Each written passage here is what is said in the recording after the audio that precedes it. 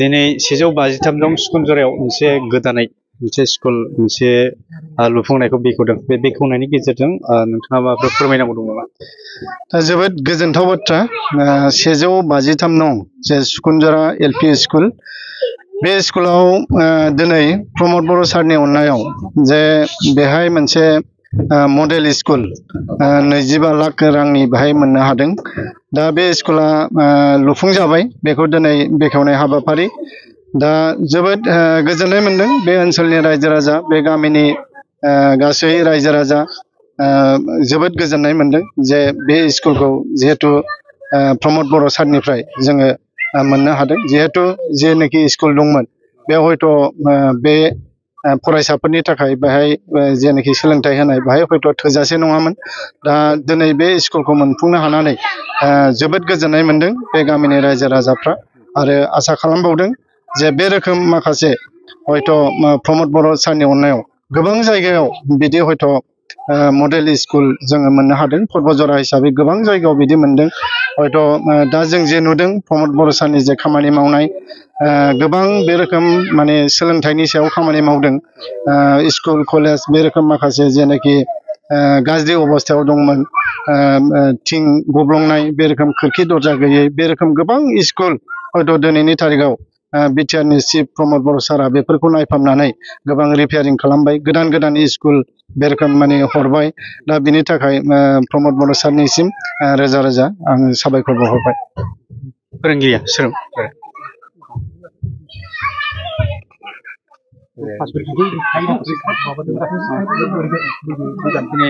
बे स्कुला सिगां समफ्राव माबायदिमोन बे स्कुलनि अबस्थाया, ओमफ्राय दिनै नोंथांमोना जे गोदानै मोनसे स्कुल मोनफुंनो हाबाय, बे बेलायाव सारा माबाफोर बुंनो नामा?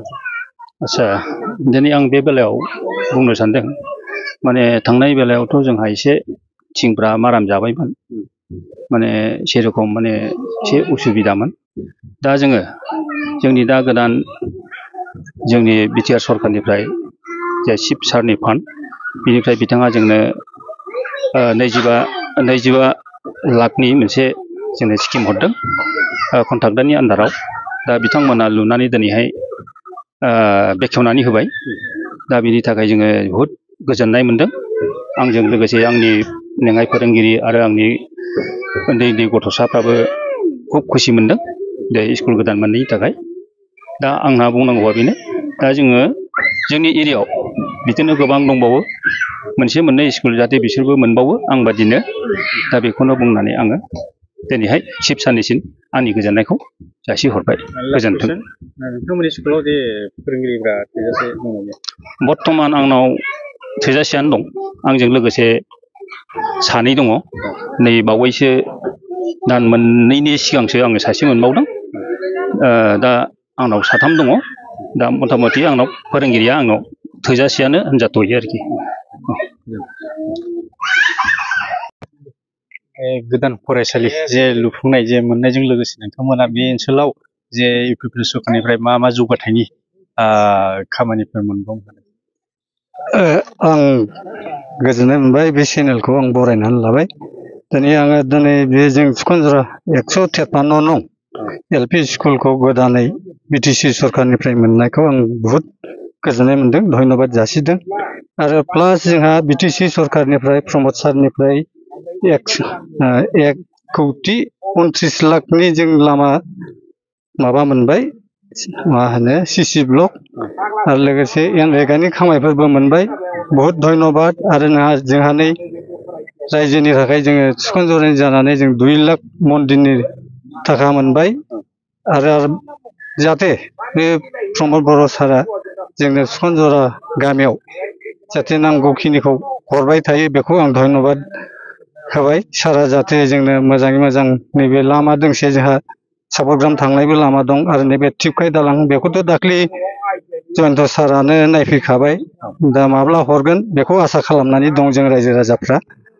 आरो आं साबरग्राम दालाङाथ' जोंनि थाखाय बिराद बिपद जायाखिसै। हाग्रामा सारा गोदोहाय खननै खनथाम फाइल गायनानै ओरैनो दोनसोबाय बेफोर जागोन ना जाया खुनु भबिसत गैला दा नंखायनो बे लामाखौ जाहाथे जोंहा बिटिसि सरकार गभर्नमेन्टआ प्रमद बर' सारा जाहाथे जोंनो बे लामाखौ बानायनानै होयो बेखौ अति शीघ्र औ बे थायोब्लानो जोंहा सर्टकाट लामा ओरैनो बे सिरलिकाटा टिपकाय थांनाया बेखौ बुंनानै आं दोनथ'नाय जाबाय। मोनसे गोजोनथाव रादाब क'क्राझार सहरनि साई मन्दिरनि साखाथियाव आर.एन.बी. र'ड वार्ड नम्बर 6 आव थानाय ब्रह्मानन्द ITI क'क्राझारा नोंथांमोननि थाखाय लानानै फैदों मोनसे सनानि खाबु।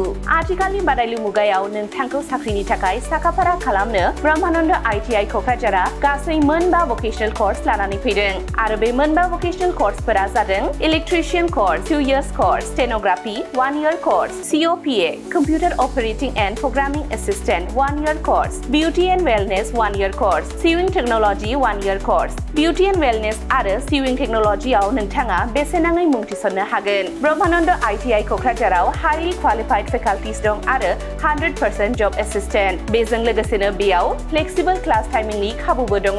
बेयाव CIPET, टुल गुवाहाटी बायदि नेशनेल इनस्टिट्युटफोराव एजुकेशनेल टुरनि थाखाय लानानै थाङो आरो रेलवे वर्कशप, बङाइगाव, APDCL बायदिफोराव इन्टार्नशिपनि थाखाय दैथायहरनाय जायो।